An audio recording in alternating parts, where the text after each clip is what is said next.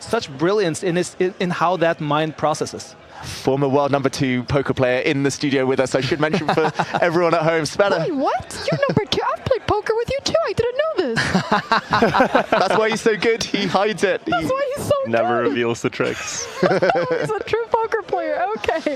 Sevian versus Hikaru right here on the board.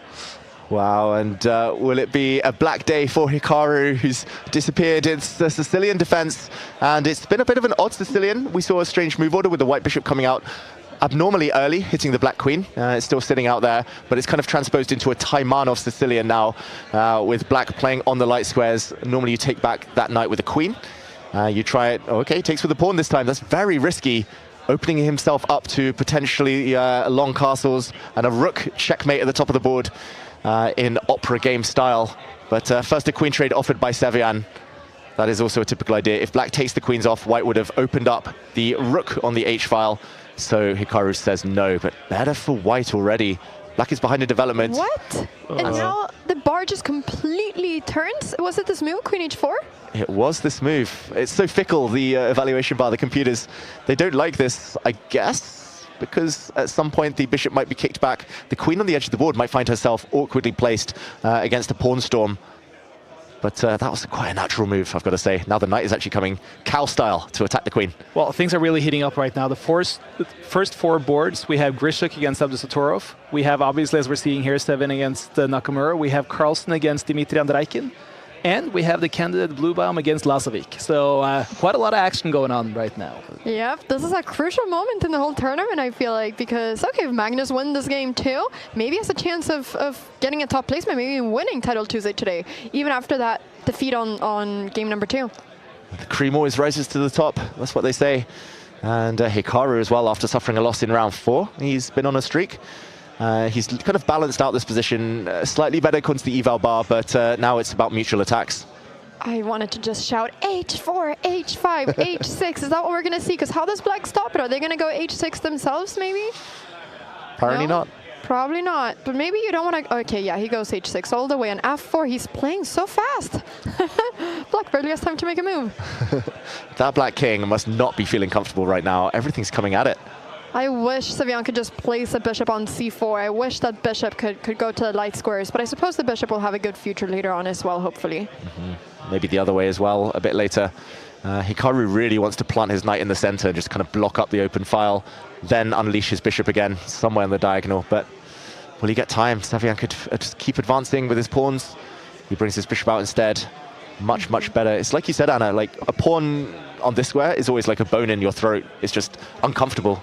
It's just so many checkmating patterns down the line. The pawn on e5 and the pawn on h6, those are the key pawns, the pawns that make your soul happy when you're playing, I feel like.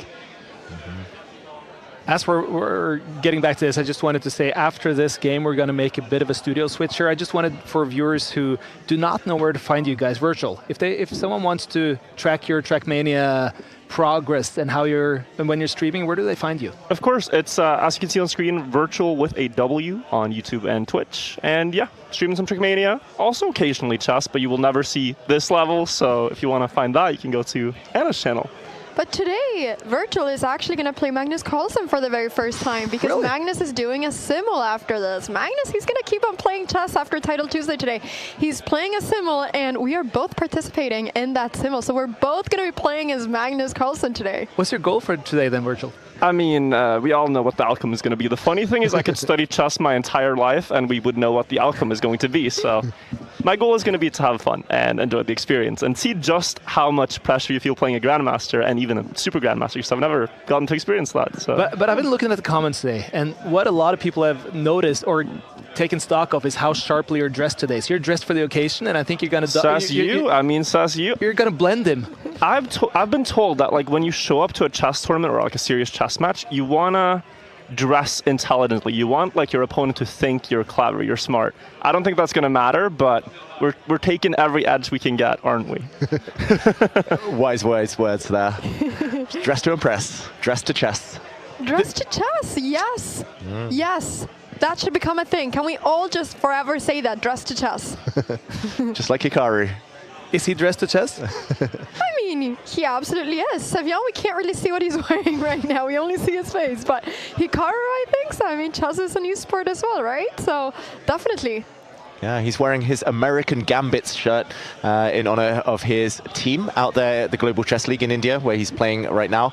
They had a tough day today, his team, but yeah, he's representing. And he's surviving in this position, I've got to say.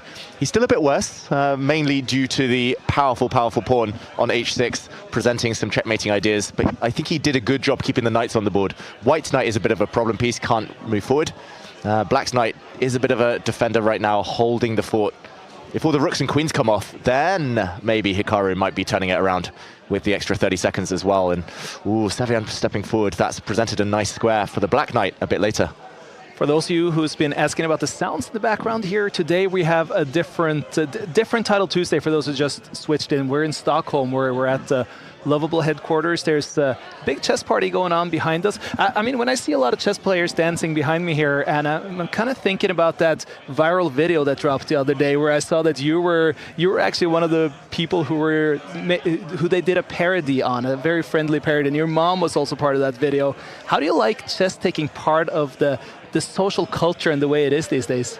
I absolutely love it. I mean, I think chess parties are incredible. I think parties where you play chess are incredible. It's amazing. So I'm just happy that more and more people are getting to see this world that we have known for many, many, many years. I mean, David, you've been in the chess world for so many years. You know exactly what I'm talking about. It's always been that way, but now more people get to see it, which is incredible. So yes, chess parties for sure. That should be a thing all over the world. But I got to say, that video was funny, though. It was so funny, especially when you know the player. Yeah, exactly, because it was some of them were so extremely good as well. I mean, these are players that we hang out with so often, yeah. and just the fact that these nuances were picked up on, I thought it was amazing. I forgot to count Simon Plays Chess or something like that. Simon Plays Chess. Shout out to him. Great acting, great everything. I will say some players were maybe more accurately represented than others, but still, it was very funny that my mother was part of this short as well. I need to show it to her. But the couple of three who were really spot on were amazing. Yeah, for sure. Absolutely, for sure.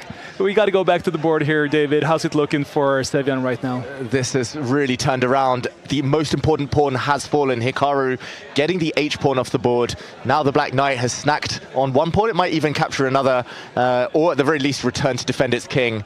And he's just going to go into consolidation mode now, cement everything. Hikaru, there we see the knight defend, and there's just no way forward. The White Knight still cannot leap, and yeah, it just feels like the type of position that will eventually become an endgame. Hikaru will nurse his extra pawn advantage forward towards victory. Still got some questions to answer. The rook is undefended here, but it might just be moved if White steps forward with the pawn. And look at the White King, suddenly out of nowhere. That is the one under fire, the Black pawns storming forward. And as long as he doesn't hang his rook, Hikaru, as long as he moves it off the back rank or just slides it away, he should be winning this game now. Yeah, that's the danger, right? You get a pawn to h6, and it looks like a beautiful pawn, but it's also a little bit overextended, and it can become weaker later on, and that's what happened in this game. And same for this pawn. It's about to fall off the board. It's doomed now. And Hikaru's done everything right. It's just so instructive how he and Magnus always keep a bit of time in the bank. It might look dodgy in the opening, might look even dodgier in the middle game, but come the end game, they're able to go up a gear, turn on the magic, and oh, the bar goes black. There's another pawn up for grabs in the center here with a knight fork incoming. Hikaru's going for that soon, but not yet. And he's opened up the White King in the process. 20 seconds away now, I think, from Sevian admitting defeat. He needs a stroke of luck. Very tough result now for Magnus's hopes of winning this Title Tuesday. He drew against Dmitry Andraikin, and that means that he falls 1.5 points behind the top possible score. Yeah, Magnus not quite at his best yet. Still some time to go. But there we see Sam Sevian walk into a fork. Game over. Hikaru in striking distance, taking the win. That means that we now have 3 players so